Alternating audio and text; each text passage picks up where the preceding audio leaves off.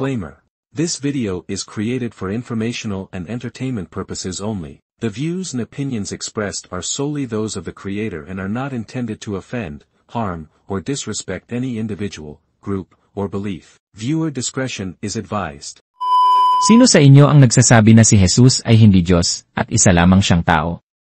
Nagsaliksik at pinag-aralan ninyo ba munang mabuti ito bago ninyo pinaniwalaan ang isang heretikong katuruan, na di umano, si Jesus ay hindi Diyos, kundi, isang taong nilikha lamang ng Diyos? Or isang ekstraordinaryong tao lamang? Or isa lamang propeta? Or isa lamang anghel? Ito ay ayon sa iba't ibang katuruan ng iba't ibang relihiyon sa mundo. Ano o sino ba talaga si Jesus, ayon sa tama at matuwid na interpretasyon mula sa katuruan ng banal na kasulatan sa Biblia?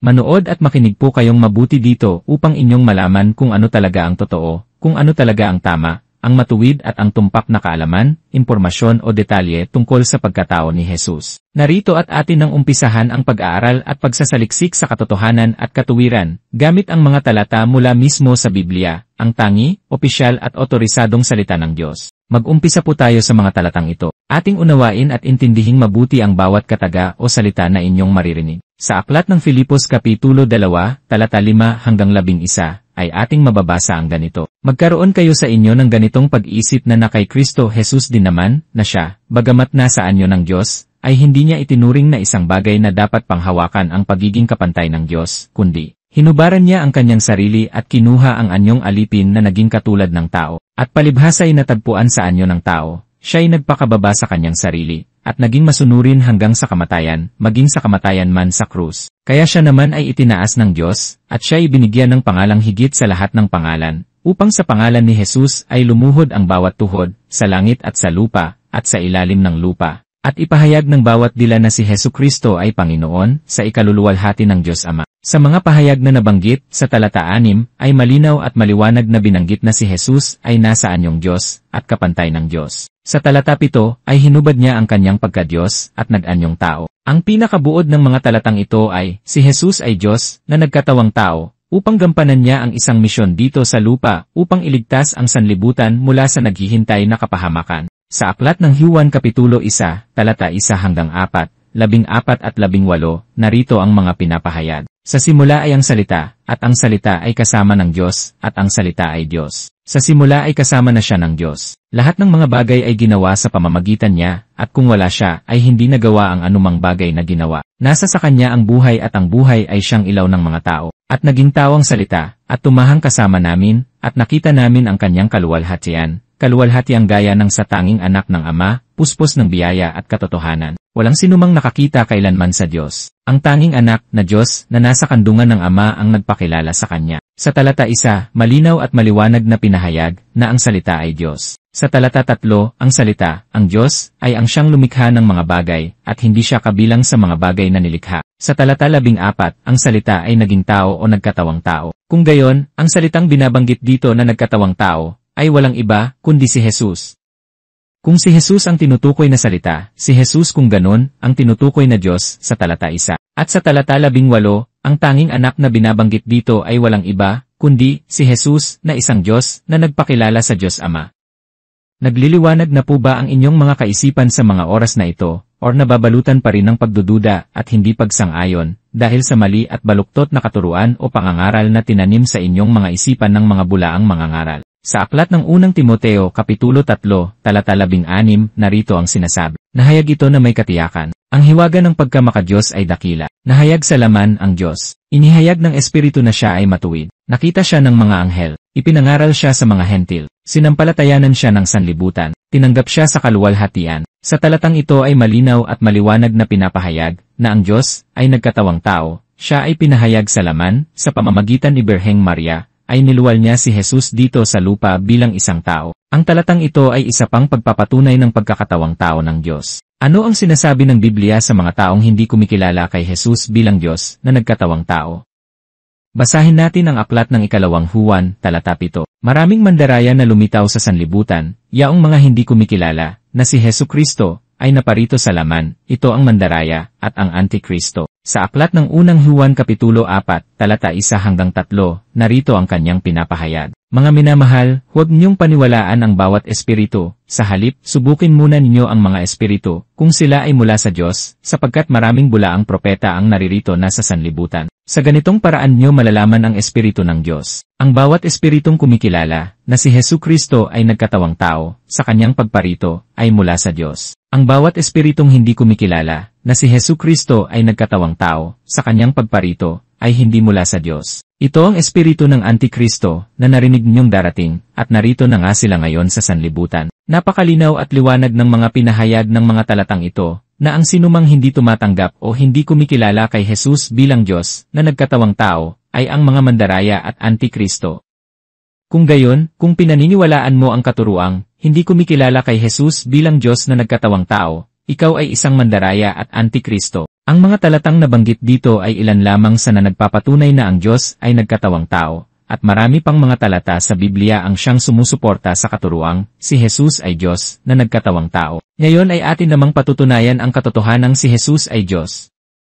Basahin natin ang aklat ng mga Hebreo Kapitulo 1, talata 8. Ngunit, tungkol naman sa anak ay sinasabi niya, ang iyong trono, o Diyos, ay magpakailanman, at ang setro ng katuwiran, ang siyang setro ng iyong kaharian. Ang nagsasalita sa talatang ito ay ang Diyos Ama, patungkol sa kanyang anak. Malinaw at maliwanag na tinawag ng Diyos Ama ang kanyang anak na Diyos.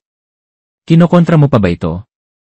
Basahin din natin ang aklat ng unang Juan Kapitulo 5, talata 20, at narito ang kanyang pinapahayag. Alam nating naparito ang anak ng Diyos, at binigyan tayo ng pangunawa upang makilala natin siya na totoo. Tayo ay nasa kanya na totoo, sa makatuwid, sa kanyang anak na si Hesukristo. Siya ang tunay na Diyos at buhay na walang hanggan. Basahin din natin ang Tito Kapitulo 2, talata 13, ito ang kanyang sinasabi. Mamuhay tayo ng ganito, habang hinihintay ang mapagpalang pag-asa at marilag na pagpapakita ng ating dakilang Diyos at tagapagligtas na si Hesukristo. Ano rin ang binabanggit ng aklat ng Roma Kapitulo 9, talata 5. Sa kanila nagmula ang mga ninuno at si Kristo, sa pamamagitan ng laman ay nagmula sa kanila. Siya ang pinakadakila sa lahat, ang Diyos na pinupuri magpakailanman. Siya nawa. Ano rin ang sinasabi ng aklat ng ikalawang Pedro Kapitulo 1, talata 1. Akong si Simon Pedro ay alipin at apostol ni Hesukristo. Sumusulat ako sa kanila na kasama naming tumanggap ng mahalagang pananampalataya, katulad ng aming pananampalataya sa pamamagitan ng katuwiran ng ating Diyos at tagapagligtas na si Hesukristo. Ito ay ilan lamang sa napakarami pang mga talata sa Biblia na nagpapatunay na si Jesus ay Diyos. Hindi ka pa rin ba kumbinsido sa mga ito? Binanggit ko na rito ang ilan sa mga talata na nagpapatunay na ang Diyos ay nagkatawang tao, at ang tinutukoy rito ay walang iba, kundi si Hesukristo.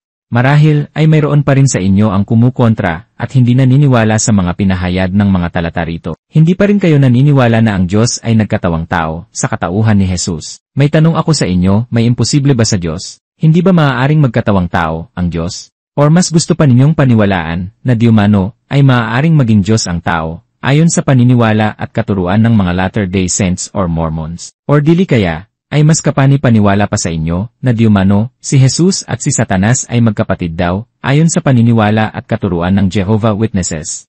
Or mas higit na pinaniniwalaan pa ninyo na di umano, ang isang tao ay nagiging anghel, ibong mandaragit, at nagkaroon pa ng ranggo sa kalangitan, at hinigitan pa daw si Jesus, ayon sa paniniwala at katuruan ng Iglesia ni Manalo? Huwag po kayong magagalit kung Iglesia ni Manalo, at hindi Iglesia ni Kristo ang aking binanggit. Dahil sa totoo lamang, reality talk lang po tayo. Si Ginoong Felix Manalo ang nagtatag ng INC noong 1914, at hindi si Kristo, na kinikilala lamang ninyong isang tao. Bakit ninyo tatawaging Iglesia ni Kristo ang inyong relihiyon o simbahan, kung tao lang naman pala para sa inyo si Kristo?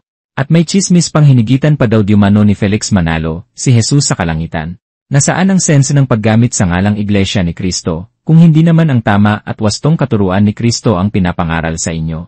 Nang dahil lang ba sa pinapahayag ng Roma 16, talata 16, para masabi lang ninyo na nagmula sa Biblia ang ngalan ng inyong relihiyon? Sadyang mali pa ang naging interpretasyon or aplikasyon nyo sa salitang iglesia. Ang tama o wastong kahulugan ng salitang iglesia ay tumutukoy sa kalipunan o grupo ng mga taong naniniwala at nananampalataya kay Kristo. Hindi naman kayo nananampalataya at naniniwala kay Jesus, kinukontrapangan nyo siya, dahil tao lang ang pagkakakilalan nyo sa Kanya. Kaya paanong naging iglesia kayo ni Kristo, gayong kayo ang isa sa mga tinutukoy na mga mandaraya at antikristo, ayon sa pinapahayag ng Biblia sa 2 Juan, talata 7. Sa unang Juan Kapitulo 4, talata 3. Sa unang Juan Kapitulo 2, talata 22. At sa unang Juan Kapitulo 2, talata 18. Kaya nararapat lamang na tawaging, Iglesia ni Manalo ang inyong relihiyon, dahil ang mga baluktot na katuruan ni Felix Manalo naman ang inyong sinusunod at hindi yung kay Kristo. Huwag na po tayong maglokohan pa. Balikan natin ang mga relihiyon na may iba't ibang paniniwala at katuruan, na salungat o taliwas, sa tama at wastong katuruan ng Biblia. Hindi ba kayo kinikilabutan o natatakot sa tahasang paglapastangan nyo kay Jesus? Nakasisiguro ba kayong hindi nyo pagsisisihan ito sa bandang huli? Sana lang ay hindi pa huli ang lahat para sa inyo, natanggapin ang mga katotohanang pinapahayag ng video na ito. Nalalaman ba ninyong si Jesus ang siyang hukom, nahahatol at magpaparusa sa inyo, sa pagdating ng takdang panahon ng inyong pagpanaw at pagharap sa Diyos? Ayon sa Juan Kapitulo 5, talata 20 hanggang 22. 2 Korinto Kapitulo 5, talata 10. Mga Roma Kapitulo 14, talata 10. Juan Kapitulo 3, talata 16 at 18. Hindi ba naglalaro sa inyong mga isipan, na si Jesus, na inyong nilalapastangan ay nakasulat ang kanyang pangalan direktamenteng nasa Biblia, ngunit, hindi ninyo pinaniwalaan o pinagkatiwalaan? Samantalang ang mga pangalan ng founders o tagapagtatag ng inyong relihiyon, ay hindi ninyo naman kailanman makikita sa Biblia. Pero, inyong pinaniwalaan at naging tagasunod pa niya. Ang mga pangyayaring ito, sa paglitaw o pagsulpot ng mga bulaang propeta, mga ngaral at relihiyon, ay nakasulat at nakatakdang mangyari ayon sa Biblia bilang propesiya, kung kaya't, hindi na ito katakataka pa. Marami ang maililigaw at maipapahamak ng mga kultong relihiyon, bilang kaganapan sa mga nakasulat sa Biblia. Ngunit, ako ay umaasa na mayroon pa rin sa inyo ang maliliwanagan at magbubukas ang isipan sa katotohanan. Ayon sa Biblia, tanging si Jesus lamang ang makapagliligtas sa atin mula sa tiyak na kapahamakan, at hindi ang relihiyon, o ang mga mabubuting gawa. Ayon sa aklat ng Juan Kapitulo 14, talata 6. Sinabi sa kanya ni Jesus, Ako ang daan, at ang katotohanan, at ang buhay. Sino man ay hindi makakarating sa Ama, kundi sa pamamagitan ko. Sa Juan Kapitulo 3, talata 36, narito ang kanyang pinapahayag. Siya na sumasampalataya sa anak, ay may buhay na walang hanggan. Ang hindi sumasampalataya sa anak, ay hindi makakakita ng buhay. Subalit ang galit ng Diyos, ay nananatili sa kanya. Sa unang Juan Kapitulo 5, talata 11 hanggang 12, ito ang sinasabi. At ito ang patotoo, na tayo'y binigyan ng Diyos ng buhay na walang hanggan, at ang buhay na ito, ay nasa kanyang anak. Ang kinaroroonan ng anak ay kinaroroonan ng buhay, ang hindi kinaroroonan ng anak ng Diyos, ay hindi kinaroroonan ng buhay. Sa aklat ng mga gawa Kapitulo 4, talata 12, narito ang malinaw at maliwanag na pinapahayag. Wala nang ibang kaligtasan sa kanino man, sapagkat walang ibang pangalan sa ilalim ng langit na ibinigay sa mga tao, na ikaliligtas natin. Malinaw at maliwanag, na tanging kay Jesus lamang matatagpuan ang ating kaligtasan, at wala nang iba pa. Akin ko kayong inaanyayahan na basahin nyo sa inyong mga Biblia ang mga talatang nabanggit dito, upang makita ninyo mismo ng inyong mga mata ang mga katotohanang binabahagi ng video na ito. Marahil ay mayroon sa inyo ang magpipilit sa mga talata sa Biblia na nagpapahayag na si Jesus ay tao lamang, at hindi Diyos. Ang ilan sa mga ito ay inyong makikita sa Aklat ng unang Timoteo Kapitulo 2, talata 5. Sa Aklat ng Juan Kapitulo 8, talata 40. Sa Aklat ng mga Bilang Kapitulo 23, talata 11, at marami pang iba. Nais kong ipaalaala sa inyo na ang Diyos ay nagkatawang tao, ayon din sa mga talata sa Biblia. Kung may mga talata sa Biblia na nagsasabing tao si Jesus, at mayroon din namang nagpapahayag na Diyos si Jesus, kung ganon, tumpak lamang ang katuruan ng Biblia na ang Diyos ay nagkatawang tao, sa katauhan ni Jesus. Hindi na dapat pagtalunan ito dahil nasa Biblia na mismo ang mga katugunan sa mga katanungan nyo. Ang tanging problema ninyo ay ayaw ninyong tanggapin o kilalanin ang mga pinapahayag ng mga talata sa Biblia, na kumukontra o sumasalungat sa inyong doktrina o katuruan, kung kaya't hindi kayo makamove on. Pinagpipilitan pa rin niyo ang inyong mga baluktot at heretikong katuruan, kahit alam na ninyong mali nga kayo. Mahusay o magaling lang kayo sa cherry picking ng mga talata na pumapabor lang sa inyong mga paniniwala, upang maprotektahan nyo ang inyong katang-isip na relihiyon. Narito ang aking hamon sa inyo, available naman sa inyo ang bago at modernong teknolohiya sa ating kapanahunan ngayon, at sa inyong mga cellphone, sa pamamagitan ng internet or artificial intelligence, ay matutulungan nila kayo na magsuri, magsaliksik at maghanap sa katotohanan, sa tama at wastong katuruan ng Biblia. At inyong madidiskubre mismo, inyong malalaman o makikita kung kayo nga ba ay tama o nagkakamali lang pala sa inyong inaakalang tamang paniniwala at inaanibang relihiyon. Huwag kayong kampante sa inyong relihiyong kinabibilangan, magpatuloy kayong magsuri at magsaliksik dahil ang katotohanan ang siyang magpapalaya sa inyo mula sa pinaniniwalaan ninyong baluktot at maling katuruan ng inyong relihiyon. Ang mga talatang nabanggit dito ay ilan lamang sa mga sumusuporta at nagpapatunay na si Jesus ay Diyos na nagkatawang tao at tanging si Jesus lamang ang siyang makapagliligtas sa atin. At hindi ang pag-anib sa anumang relihiyon o ang paggawa ng mabuti, kundi ang pagbabalik loob sa Diyos, ang pagkakaroon ng personal na relasyon sa ating tunay na Diyos na nagkatawang tao. Naway ang pagkilos ng banal na espiritu sa inyo ay inyong maramdaman na siyang maging dahilan upang magbukas at maliwanagan ang inyong mga nadidilimang pag-isip at inyong mapagtanto na may katotohanan at katuwiran nga ang mensahe na pinapahayag ng video na ito. Sapagkat gayon na lamang ang pag-ibig ng Diyos sa sanlibutan, na ibinigay niya ang kanyang tanging anak na si Jesus, upang ang sinumang sa kanya'y sumampalataya, ay huwag mapahamak, kundi magkaroon ng buhay na walang hanggan. Juan Kapitulo 3, talata 16. Thank you for watching.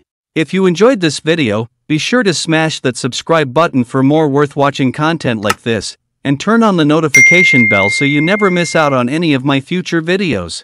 I am inviting you to also watch my other uploaded videos in my YouTube channel.